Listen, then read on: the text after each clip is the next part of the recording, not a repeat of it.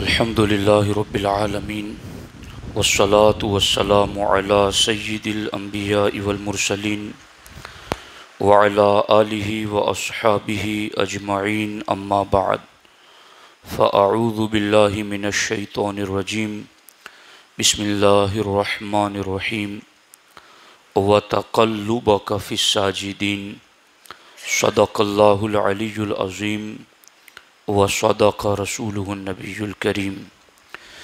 انتہائی احترام و عقیدت کے ساتھ حضور سید المرسلین خاتم الانبیاء شفیع المذنبین رحمت للعالمین خاتم المعصومین راحت العاشقین صلی اللہ تعالی علیہ وآلہ واصحابہ وبارک وسلم کی بارگاہ میں اپنی غلامی کا ثبوت دیں، اور جس طریقے سے میں پڑھا ہوں میرے ساتھ مل کر حضور دل کے ساتھ نذرانہ محبت پیش کریں۔ الصلاۃ والسلام علیک یا رسول اللہ، الصلاۃ والسلام علیک یا حبیب اللہ، الصلاۃ والسلام علیک یا نبی اللہ، وعلی آلک واصحابک یا نور اللہ، صلی اللہ تعالی علیہ وسلم۔ دوستان محترم، آج کا موضوع میلاد کے حوالے سے بہت اہم ہیں، اور اصل میں میلاد پڑھنے کی جو برکات ہے، یوں تو ہمارے نبی علیہ السلام کی عظمت پر شان پر ہونے والا ہر بیان اس کو محفل میلاد کہا جاتا ہے، لیکن اصل میں میلاد جو لفظ ہے اس کا معنی ہے ولادت کا وقت اور ولادت کی گھڑی۔ شیخ عبدالحق محدث دہلوی علیہ الرحمہ اخبار الاخیار شریف میں لکھتے ہیں کہ یا اللہ، میں تیری بارگاہ میں اپنا کون سا عمل پیش کروں اور اپنی بخشش کا سوال کروں، یہ میری سمجھ میں نہیں آتا کہ میں کون سا عمل تیری بارگاہ میں پیش کرنے کے لائق سمجھوں۔ ہاں، ایک عمل ہے جو تیری توفیق ہی سے ہیں، جسے تیری بارگاہ میں پیش کر کے بخشش کا سوال کرتا ہوں، اور وہ عمل یہ ہے کہ میں تیرے محبوب کی میلاد کی محفل میں کھڑے ہو کر سلام پڑھتا ہوں، اور نہایت عاجزی اور انکساری کے ساتھ درود پڑھتا ہوں۔ یہ عمل وہ ہے جس پر میں تیری بارگاہ سے بخشش کی امید رکھتا ہوں۔ ولادت کے وقت جو کچھ معجزات ظاہر ہوئے اس پر میں نے ٹھیک شب ولادت دیادرہ میں تفصیلی بیان کر دیا ہے، آپ اس کو یوٹیوب پر جا کر سن سکتے ہیں کہ ولادت کے وقت ہمارے نبی علیہ السلام کی کون سے معجزات ارہاسات ظاہر ہوئے، اور سرکار کی جلوہ گری کے وقت عرش سے لے کر فرش تک، جانور سے لے کر چرند پرندے تک، فرشتے ملائک سب کے سب حضور کی آمد پر، حتیٰ کہ جنت کی حوریں حضرت عاسیہ، سیدہ مریم، یہ سب کے سب حضور کی آمد پر کس طریقے سے خوشیوں کا اظہار کر رہے تھے، وہ تفصیلی گفتگو میں نے وہاں عرض کر دی ہیں۔ لیکن آج کا جو موضوع ہے، میں سمجھتا ہوں یہ اہمیت میں اس سے کم نہیں ہے۔ اگر آپ نے توجہ سے سنا، علماء سنیں گے تو انہیں خوب احساس ہوگا کہ یہ ٹاپک کتنا اہم ہے۔ اللہ جل مجدہ الکریم نے ارشاد فرمایا وَتَقَلُّبَكَ فِي السَّاجِدِينَ، محبوب، ہم نے آدم سے لے کر کے حضرت عبداللہ تک اور سیدہ حوا سے لے کر سیدہ آمنہ تک تمہارا نور جس جس کی پیشانی یا پیٹ میں رکھا وہ سب کے سب سجدہ کرنے والے تھے۔ ہم نے تمہارا نور کسی مشرک کے حوالے نہیں کیا، ہم نے تمہارا نور کسی کافر کے حوالے نہیں کیا۔ محبوب ہم نے تمہارا نور جہاں رکھنا چاہا پہلے اس نور کے لائق اس کو پاک اور صاف رکھا، پھر تمہارا نور اس میں منتقل کیا۔ اب اس پر میں آپ کے سامنے احادیث پڑھ رہا ہوں۔ حضرت کعب احبار رضی اللہ تعالی عنہ سے روایت ہے، یہ کتاب ہے حجت اللہ علی العالمین فی معجزات سید المرسلین، اس کے صفحہ نمبر 162 پر حضرت کعب احبار سے روایت ہے کہ اللہ جل مجدہ الکریم نے جب ہمارے نبی علیہ الصلاۃ والسلام کو پیدا کرنے کا ارادہ فرمایا تو حضرت جبریل امین کو حکم دیا کہ جبریل امین اللہ کی بارگاہ میں بالطینۃ البیضاء التی ہی قلب الارض و بہاء الارض و نور الارض، کہ جبریل تم زمین پر جاؤ، میرے محبوب کا نور اب پشتوں اور رحموں سے منتقل کرنا ہے۔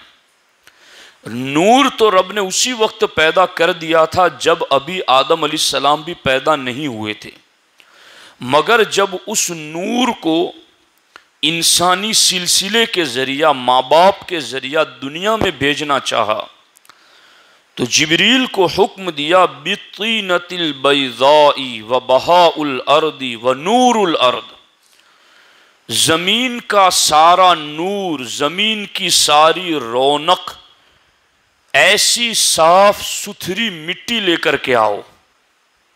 حضرت جبریل امین ملائکہ فردوس اور رفیع الاعلیٰ کے ملائکہ کے ساتھ زمین پر تشریف لائیں۔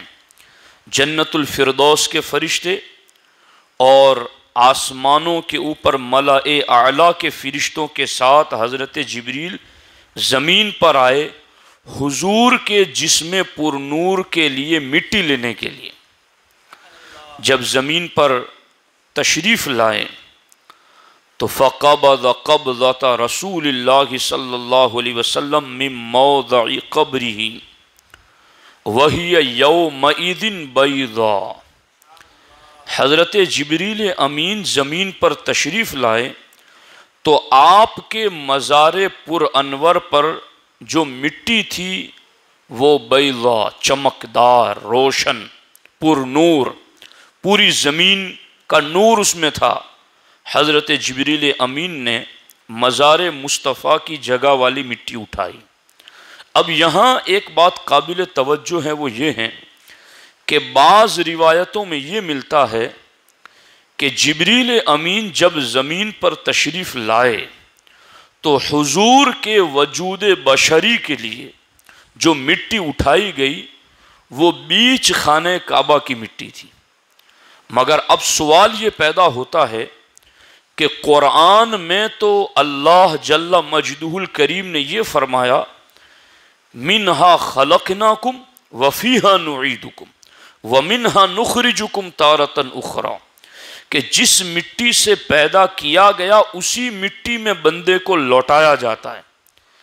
تو اگر ہمارے نبی علیہ الصلاۃ والسلام کے وجود بشری کی مٹی بیچ خانہ کعبہ سے اٹھائی گئی تو پھر مزار وہیں بننا چاہیے تھا۔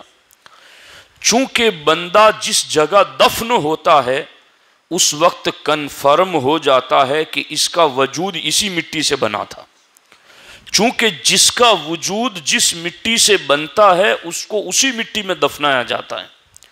تو حضرت جبریل امین ایک روایت کے مطابق جو سرکار کے وجود بشری کے لیے مٹی اٹھانے آئے تو بیچ خانہ کعبہ سے مٹی اٹھائی، تو سوال یہ پیدا ہوا کہ پھر مزار وہاں کیوں نہیں بنا؟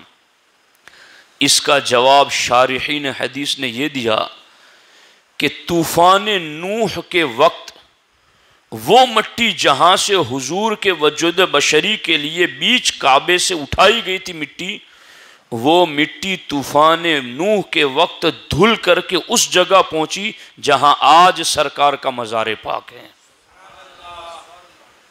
سمجھ میں آئی یہ بات؟ تو یہ ہیں کہ ہمارے نبی علیہ الصلوۃ والسلام کے وجود بشری کے لیے بہاء الارض کو اٹھایا گیا، نور الارض کو اٹھایا گیا، الطینۃ البیضاء کو اٹھایا گیا، بیچ کعبے کی مٹی کو اٹھایا گیا۔ یہ مٹی لے کر کے جبریل چلے۔ آگے پھر کیا ہوا؟ فرماتے ہیں فعجنت بماء التسنیم۔ کوثر و تسنیم کا نام سنا ہوگا، جنت میں نہریں ہیں اور انشاءاللہ ہم سب پئیں گے، انشاءاللہ عز و جل ضرور پئیں گے۔ سرکار کا جو میلاد منا رہے ہیں انشاءاللہ عز و جل۔ فعجنت بماء التسنیم، حضرت جبریل کہتے ہیں پھر اس مٹی کو تسنیم کی نہر میں گوندا گیا، تسنیم نہر میں گوندا گیا۔ یہ پروسیس دیکھو، ان سارے پروسیس اور مراحل سے ہمارے نبی کا نور گزر کر 12ویں تاریخ کو آیا، تو جو رب اس نور کو بھیجنے میں اتنا اہتمام کرتا ہے، وہ نور جب لباس بشری میں آئے تو ہم عید کیوں نہ منائیں؟ یہی تو بات سمجھنے والی۔ اور میں نے دیادرہ میں ایک بات کہی، مولانا مبارک صاحب آپ کی توجہ سے یہ بات عرض کرنا چاہتا ہوں کہ یہ جو لوگ میلاد مناتے نہیں یا اس کا انکار کرتے ہیں، تو دراصل میں نے خوب غور کیا کہ آخر اس کے پیچھے ریزن کیا ہے۔ کوئی میرا آپ کا کسی سنی کا تو میلاد منانے کے لیے ان سے کوئی کہتا نہیں، آخر کلمہ تو وہ بھی اپنے نبی کا ہی پڑھتے ہیں جس نبی کا ہم نے پڑھا ہے، پھر وہ میلاد سے اتنے نفرت کیوں کرتے ہیں، اتنا دور کیوں بھاگتے ہیں؟ تو خدا کی قسم مجھے ایک روشنی یہ ملی کہ چونکہ ان لوگوں کا عقیدہ ہے کہ نبی 40 سال بعد نبی بنے۔ کتنے سال بعد؟ اور انہوں نے یہاں تک لکھا کہ 40 سال سے پہلے حضور کو خود اپنے نبی ہونے کا علم نہیں تھا۔ اب جن کا یہ عقیدہ ہو وہ پیدائش کے وقت کے معجزات کس منہ سے پڑھے؟ کیونکہ پیدائش سے پہلے سیدہ آمنہ کو خواب میں آ کر کے بتایا جاتا رہا، انکی حملتی بسید هذه الامہ، انکی حملتی بخیر العالمین الماضین الموجودین المتقدمین۔ آمنہ تیری پیٹ سے جو پیدا ہونے والے ہیں وہ تمام زمانوں کے سردار ہیں، تمام جہانوں کے سردار ہیں، اور وہ اگلے پچھلے سارے زمانوں کے سردار ہیں، اور وہ آخری امت کے آخری نبی ہیں۔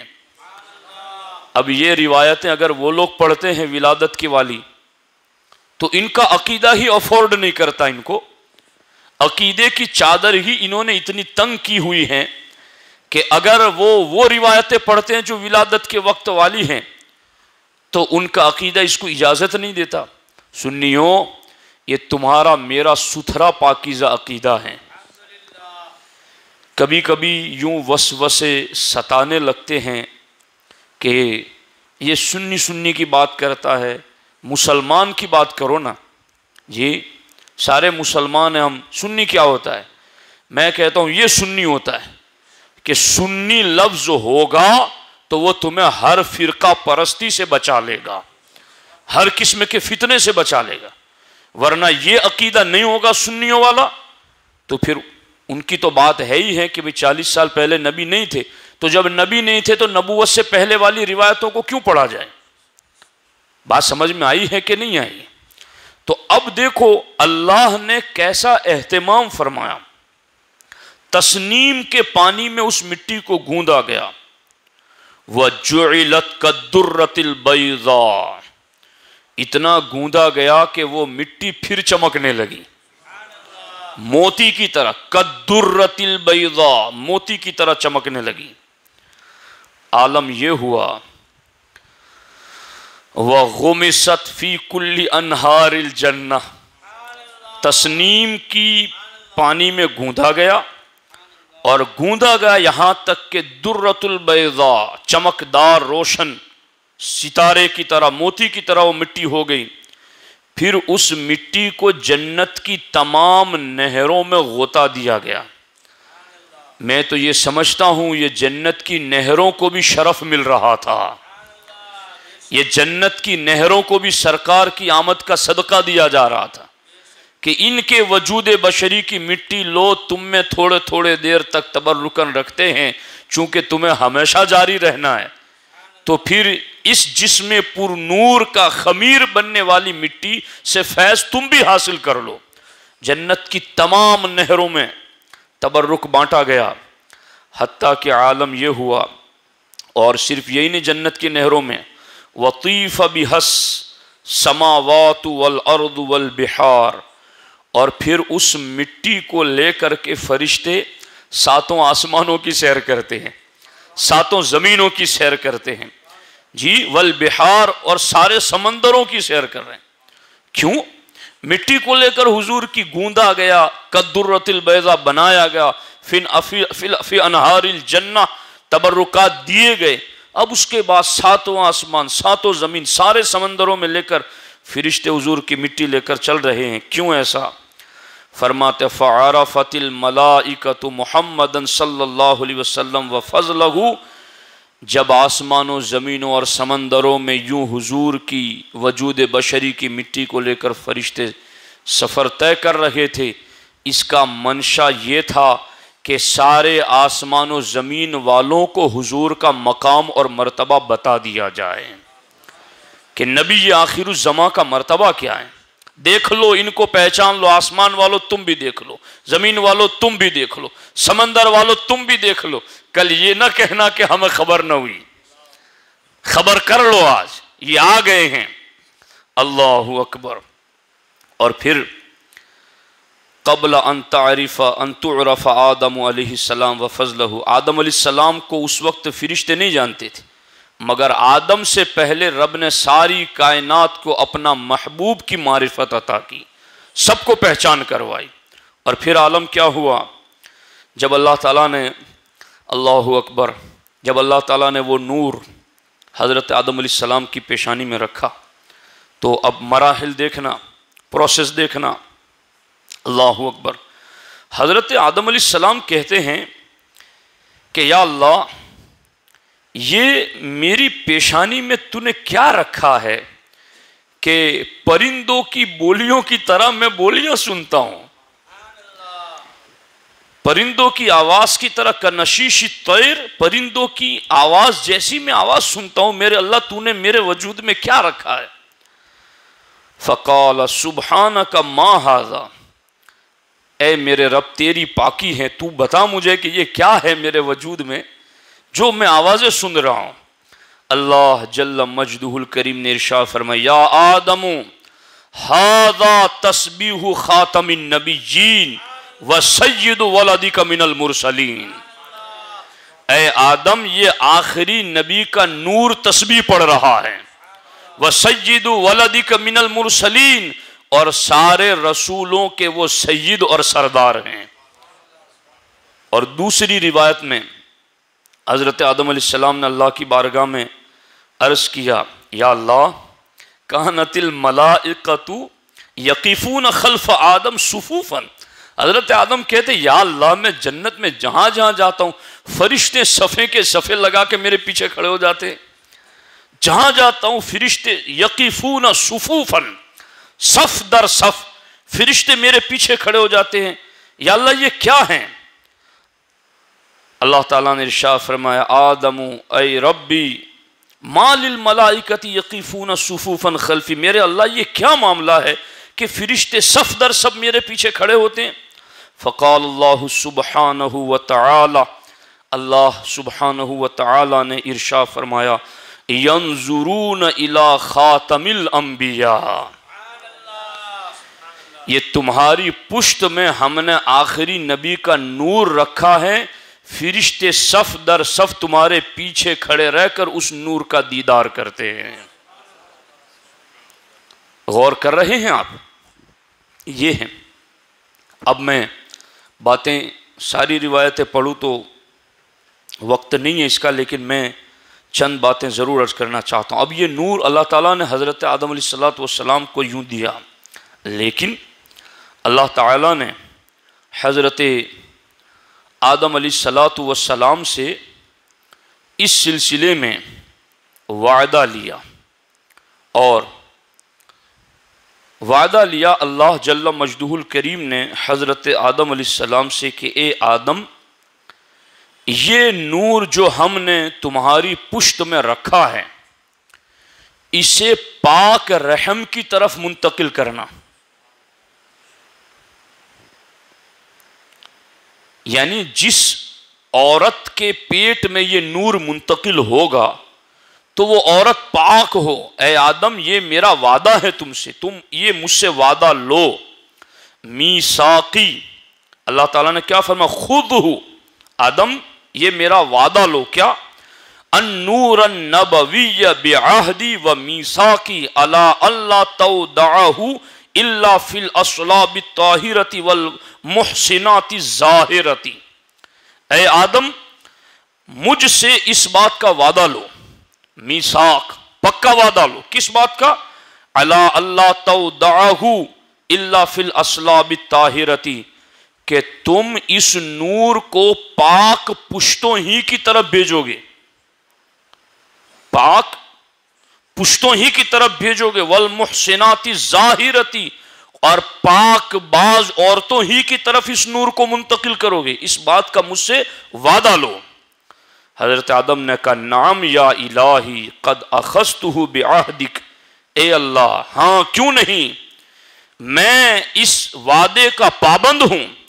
اللہ اودعہ الا فی المطہرین من الرجال والمحسنات من النساء، اے اللہ میں تیرے اس وعدے کا ذمہ دار اور پابند ہوں کہ میں یہ نور پاک مردوں اور پاک عورتوں ہی کی طرف منتقل کروں گا، ٹرانسفر کروں گا۔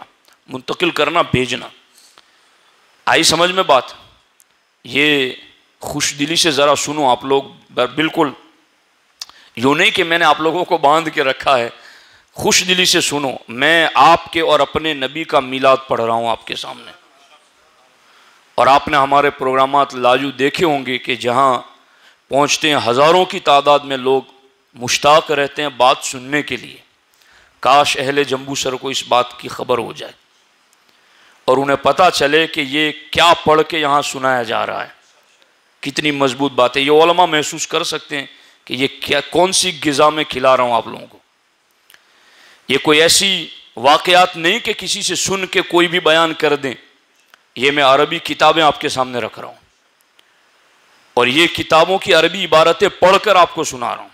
سند کی ذمہ داری ہماری ہے کہ ہم صحیح سند سے پڑھ رہے ہیں آپ کے سامنے۔ تو غور کرنا کہ یہ کیسا معاملہ، اللہ نے عہد لیا، میثاق لیا، وعدہ لیا حضرت آدم سے۔ نور کہاں رکھنا ہے؟ فی المطہرین من الرجال، مردوں میں سے جو سب سے پاک باز لوگ ہوں ان کی طرف، اور عورتوں میں سے والمحسنات من النساء، اور عورتوں میں سے اپنے زمانے کی سب سے چوٹی کی پاک باز عورت ہو اس کی طرف نور محمدی کو منتقل کرنا ہے۔ اس کا وعدہ لو۔ حضرت آدم علیہ السلام نے کہا میرے اللہ قد اخذتہ بعہدک، میں تیرے وعدے کا پابند۔ کس بات پر؟ اللہ اودعہ الا فی المطہرین من الرجال والمحسنات من النساء، کہ میں پاک باز مردوں اور پاک باز عورتوں ہی کی طرف اس نور کو منتقل کروں گا، میں اس وعدے کا پابند ہوں۔ اب حضرت آدم علیہ السلام نے یہ وعدہ لے لیا، لیکن آدم علیہ السلام کا تو ایک مدت میں جا کے وصال ہوا، پھر وہ نور کسی اور جگہ منتقل ہوا، تو ان سے آدم علیہ السلام کیسے وعدہ لیتے؟ اہتمام دیکھو۔ لما ایقن آدم علیہ السلام بالموت، جب آدم علیہ السلام کو اپنے وصال کا یقین ہو گیا کہ اب مجھے جانا ہے، تو آپ نے اپنے بیٹے حضرت شیس علیہ السلام کو اپنے قریب بلایا اور اپنے بیٹے کو اپنے قریب بلا کر کے آپ نے ارشاد فرمایا یا بنی ان اللہ تعالی اخذ علیک عہدا و میثاقا من اجل هذا النور المستودع فی ظہرک و وجہک اللہ تضعہ الا فی اطہر نساء العالمین۔ اے آدم، اے میرے بیٹے شیس، اللہ تعالیٰ نے تم سے وعدہ لیا ہے اور مضبوط وعدہ اس نور محمدی کے لیے جو تیری پشت اور تیرے چہرے میں ہیں، اس نور کے لیے رب نے تجھ سے وعدہ لیا کیا؟ اللہ تضعہ الا فی اطہر نساء العالمین، کہ تو اس نور کو ایسی ہی عورت میں رکھے جو سارے زمانے کی سب سے پاک عورت ہو، اس میں رکھنا۔ اور پھر حضرت آدم علیہ السلام نے زوجہ البیضاء، جب وہ نور حضرت حوا کے شکم میں منتقل ہوا تو حضرت حوا بھی تسبیح سنتی رہتی تھی اس نور کی، سمجھ آ رہی ہے؟ پھر حضرت شیس پیدا ہوئے، اب حضرت شیس کو یہ وصیت کی وَزَوَّجَهُ الْبَيْضَاءَ، اور بیضا نامی عورت سے حضرت آدم علیہ السلام نے اپنے فرزند حضرت شیس کا نکاح فرما دیا۔ اللہ اکبر۔ فَلَمَّا حُمِلَتْ بِأَنُوش، تو شیس کے بیٹے انوش جب ماں کے پیٹ میں آئے تو سمعت نداء الاصوات من کل مکان، تو جو البیضا نام کی حضرت شیس کی بیوی تھی وہ فرماتی ہیں کہ میں چاروں طرف جدھر بھی جاتی ہر طرف سے مجھے تسبیح کی آواز سنائی دیتی، سمجھ آ رہی؟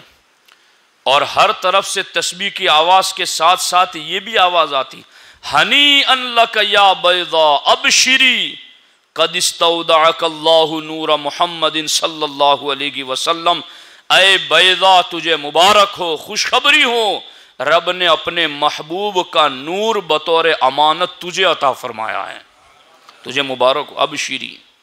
اب جب یہ نور جہاں منتقل ہوتا تھا وہاں ابشری خوشیاں مناؤ، ابشری بشارت ہو، تو جب وہ نور آمنہ کے گھر آ گیا تو کوئی خوشی نہیں ہے۔ اللہ اکبر۔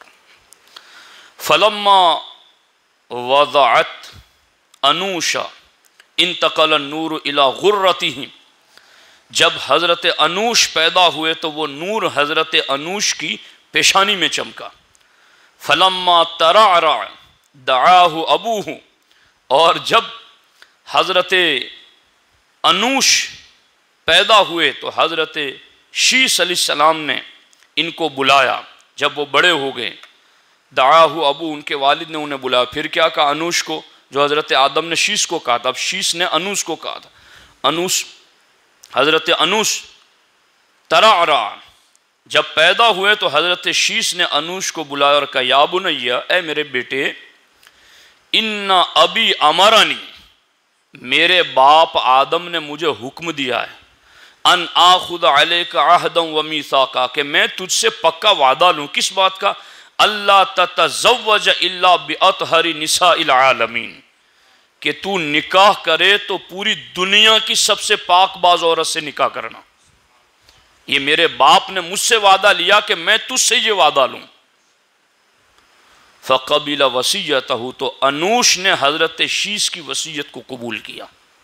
اب وہ نور، اب میں پوری تاریخ ہے اس طرح سے نام در نام، اب وہ پورا نور اس طرح سے منتقل ہوتا ہوا آیا آگے، اور پھر وہ نور حضرت سیدنا عبداللہ بن عبد المطلب رضی اللہ تعالی عنہما کی ذات میں جلوگر ہوا، اور پھر ان سے وہ نور منتقل ہوا سیدہ طیبہ طاہرہ آمنہ رضی اللہ تعالی عنہا کہ شکم پاک اطہر اور مقدس میں ہمارے نبی علیہ السلام نے اب اسی لیے فرمایا، جب یہ آپ سن چکے نا، اب میں حضور کے فرمان آپ کو سنا رہا ہوں۔ قرآن نے اسی لیے کہا وَتَقَلُّبَكَ فِي السَّاجِدِينَ، محبوب تمہارا نور ہم نے جہاں جہاں رکھا سجدہ کرنے والوں میں رکھا، سجدہ کرنے والوں میں رکھا۔ عورتیں 1 لیٹر دودھ گندے برتن میں نہیں رکھتی کہ دوپہر ہوتے ہوتے پھٹ جائے گا، اللہ کے محبوب کا پاک نور شرک والی پشت میں رب رکھے، کفر والی گود میں رب رکھے۔ رب نے جس نور سے ساری کائنات کو پیدا کیا، جنت، لوح، قلم، ساتوں جنتیں، ساتوں زمین، ساتوں آسمان، عرش، لوح، کرسی، سارے عرش کے 70,000 پردے، ہر چیز کو جس نور سے پیدا کیا، وہ نور حقیقی طور پر جب نسلوں میں رکھا جائے تو کیا کسی گندی جگہ رکھا جائے؟ 1 لیٹر دودھ کی قیمت جاننے والا بھی سمجھتا ہے کہ 1 لیٹر دودھ گندے برتن میں نہیں رکھا جاتا، تو رب اپنے محبوب کے پاک نور کو پاک جگہوں میں رکھتا ہے، اور پھر یوں نور منتقل ہوتا رہا۔ اب جو آپ نے سنا نا کہ اللہ نے پہلے کیا کیا، حضرت جبریل کو کہا مٹی لے کے آؤ، آپ پورا سن چکے، مٹی لے کے آئے، گوندو، گوندا، تسنیم کے پانی میں گوندو، گوندا، پھر کہا کہ اب لے جاؤ جنت کی نہروں میں اس کا تبرک بانٹو، جنت کی نہروں میں غوطہ دیا گیا، پھر کہا گیا جاؤ اسی خمیر کو لے کر ساتوں آسمانوں میں، ساتوں زمینوں میں، سارے سمندروں میں، آج ہی محمد مصطفیٰ صلی اللہ علیہ وسلم کا مقام اور مرتبہ ساری کائنات کو دکھا دو۔ پھر وہ نور جب تیار ہوا اور آدم کی پیشانی میں رکھا تو حضرت آدم کہتے ہیں میری پیشانی میں بھی تسبیح کی آوازیں آ رہی ہے، میری پیٹھ میں بھی تسبیح کی آواز آ رہی ہے، یا اللہ یہ فرشتے میرے ارد گرد سے ہٹتے نہیں، صف بصف پیچھے کھڑے رہتے ہیں، یا اللہ اس میں کیا حکمتیں ہیں؟ کہا وہ خاتم النبیین کا نور دیکھتے ہیں اور خاتم النبیین کی تسبیح سنتے ہیں۔ پھر اللہ نے وعدہ لیا حضرت آدم سے، پکا وعدہ لو کہ پاک پشتوں کی طرف منتقل کرو گے، پاک رحموں کی طرف۔ پھر حضرت آدم نے حضرت شیش سے وعدہ لیا، انہوں نے اپنے بیٹے انوش سے وعدہ لیا، انہوں نے اپنے بیٹے سے وعدہ لیا، یوں یہ وعدہ ہوتے ہوتے حضرت عبداللہ تک پہنچا، اور حضرت عبداللہ سے پھر سید آمنہ تک پہنچا۔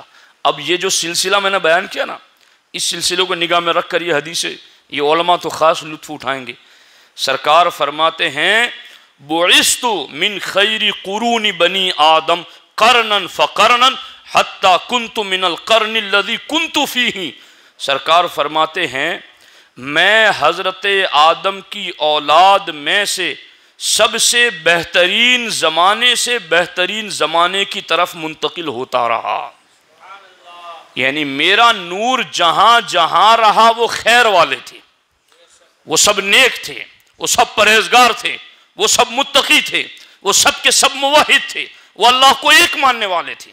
اللہ کے رسول علیہ السلام آگے فرماتے ہیں کہ اللہ نے یوں تو ہر زمانے میں خیر والوں میں مجھے منتقل کیا، یہ تو شارٹ بات ہے نا، زمانہ ایک لمبا زمانہ، اس میں جو خیر والے تھے ان کے پاس حضور کا نور رہا، مگر اب سرکار فرماتے ان اللہ تعالی استفا کنانۃ من ولد اسماعیل، کہ اللہ تعالیٰ نے اسماعیل علیہ السلام کی اولاد میں سے کنانہ قبیلے کو چن لیا۔ کس کو؟ کنانہ کو چن لیا۔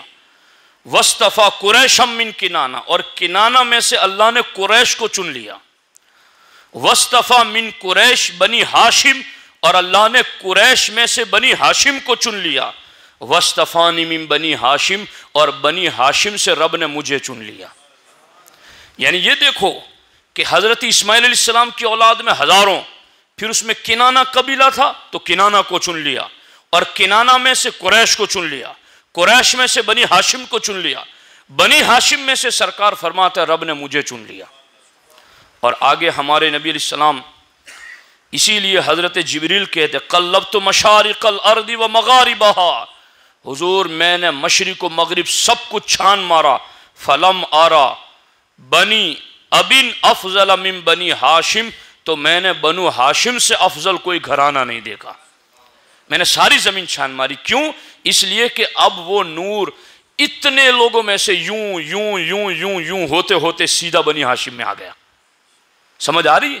اولاد اسماعیل، بنی کنانہ، قریش، ہاشم، اور بنی ہاشم میں سے حضور۔ تو سرکار حضرت جبریل کہتے ہیں میں تو مشرق بھی دیکھ چکا، مشرق بھی دیکھ چکا، لیکن سارے مشرق اور مغرب میں مجھے خاندان بنی ہاشم سے افضل کوئی خاندان نظر نہیں آیا، کیونکہ اس خاندان میں رب نے اپنے محبوب کو پیدا فرمایا۔ اب بات بڑھ نہ جائے، صرف 2 حدیثیں میں نے جو گفتگو کی اس کو سمجھانے کے لیے۔ ہمارے آقا علیہ السلام فرماتے ان اللہ تعالی خلق الخلق، یعنی یہ جو ابھی میں نے سنا ہے نا، وہ پہلی حدیث میں نے سنائی وہ زمانوں کے اعتبار سے۔ سرکار فرماتے ہر زمانے میں بہتر لوگوں میں تھا۔ پھر سرکار نے کیا فرمایا، اولاد اسماعیل میں کنانہ، کنانہ سے قریش، قریش سے بنی ہاشم، پھر میں۔ اب سرکار آگے لے گئے، اسماعیل علیہ السلام سے نہیں، ڈائریکٹ رب نے جب سے مخلوق پیدا کی تب سے ہے۔ دھیان آپ لوگوں کا ہے، یہ ہے ہاتھی دل لوگوں کی غذا، سنو اس کو اور پلے باندھو اس کو۔ یہ باتیں آپ کے دل و دماغ میں ہوگی نا، آپ کو جھنڈا پکڑ کے لہرانے میں کوئی شرم محسوس نہیں ہوگی، آپ کو نعرہ لگانے میں فخر محسوس ہوگا کہ جس نبی کی آمد پر رب نبیوں سے یوں وعدے لے رہا ہو، ہر زمانے میں تم نے پاک لوگوں میں رکھنا ہے، پاک لوگوں کی طرف منتقل کرنا ہے۔ وہ نبی آئیں 12ویں کو، میں کلمہ پڑھنے والا ان کا غلام اور نعرہ نہ لگاؤں، جھنڈا نہ تھاموں، جلوس میں پڑھنے میں مجھے شرم آئے۔ تو یہ روایتیں سننے والا جب یہ روایتیں سنے گا، پڑھے گا، تو انتظار کرے گا جس سہانی گھڑی چمکا طیبہ کا چاند، اس دل افروز ساعت پہ لاکھوں سلام۔ اب دیکھو سرکار فرماتے ان اللہ تعالی خلق الخلق، اللہ نے ساری مخلوق کو جو پیدا کیا، ساری مخلوق کو جب رب نے پیدا کیا، فجعلنی من خیر فرقتہم، تو ساری مخلوق میں سب سے بہترین جو لوگ تھے رب نے میرا نور ان میں رکھا۔ شروع ہی سے ساری مخلوق کو پیدا کیا تو ساری مخلوق میں سب سے بہترین لوگ جو تھے رب نے میرا نور وہاں رکھا۔ اور پھر کیا ہوا، وَخَيْرُ الْفِرْقَتَيْن، اور جب وہ بہترین لوگ دو جماعتوں میں بٹے، یعنی ایک باپ کے پھر دو بیٹے ہوئے، دو بیٹوں کے دو خاندان ہوئے، وَخَيْرُ الْفَرِيقَيْن، پھر وہ ایک بہترین جماعت دو قبیلوں میں بٹی تو ان میں جو بہترین تھا رب نے میرا نور ان میں رکھا۔ اور سرکار فرماتے آگے خیر العرب مضر، سرکار فرماتے ہیں عرب میں سب سے بہترین قبیلہ مضر۔ اور پھر کیا فرماتے، وَخَيْرُ مُضَر بنو عبد مناف، اور مضر قبیلے میں سب سے بہترین بنو عبد مناف۔ وَخَيْرُ بنی عبد مناف بنو ہاشم، اور بنو عبد مناف میں سب سے بہترین بنی ہاشم۔ وَخَيْرُ بنی ہاشم بنو عبد المطلب، اور بنی ہاشم میں سب سے بہترین بنو عبد المطلب۔ سرکار فرماتے یہ تو میں نے تمہیں بتا دیا کہ یہاں سے یہاں، یہاں سے یہاں، واللہ مفترق فرقتانی منذ خلق اللہ آدم الا کنت فی خیرہما، سرکار فرماتے خدا کی قسم آدم سے لے کر ایدم تک رب نے جہاں جہاں میرا نور رکھا ان سب کو میری شایان شان پاک رکھا، بہترین لوگوں میں رب نے میرا نور رکھا۔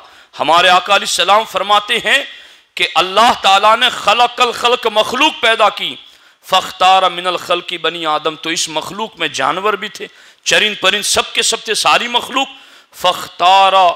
فاختار من الخلق بنی آدم، تو اللہ نے اس ساری مخلوق میں سے آدم علیہ السلام کی اولاد کو چن لیا، انسانوں کو، واختار من بنی آدم العرب، اور سارے انسانوں میں عرب کو چن لیا، واختار من العرب مضر، اور عرب میں سے مضر کو چن لیا، واختار من مضر قریش، اور قریش میں سے مضر میں سے قریش کو چن لیا، واختار من قریش بنی ہاشم، اور قریش میں سے بنی ہاشم کو چن لیا، واختارنی من بنی ہاشم، اور بنی ہاشم میں سے رب نے مجھے چن لیا، فانا من خیار الی خیار، فانا من خیار الی خیار، فانا من خیار الی خیار۔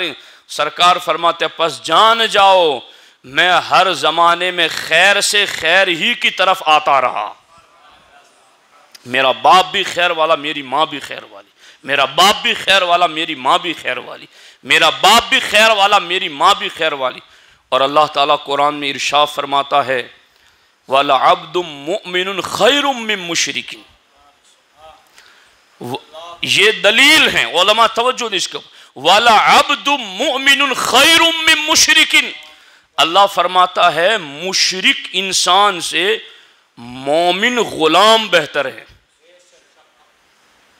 وَلَعَبْدٌ مُؤْمِنٌ خَيْرٌ مِّن مُشْرِكٍ، مشرک سے مومن غلام خیر والا ہے۔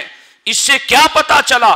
اس آیت میں رب نے مشرک کے مقابلے میں ایمان کے لیے خیر کا لفظ ذکر کیا، اور سرکار فرماتے انا من خیارن الی خیارن، انا من خیارن الی خیارن، انا من خیارن الی خیارن، میں ہر پشت اور ہر رحم میں خیر سے خیر ہی کی طرف آتا رہا۔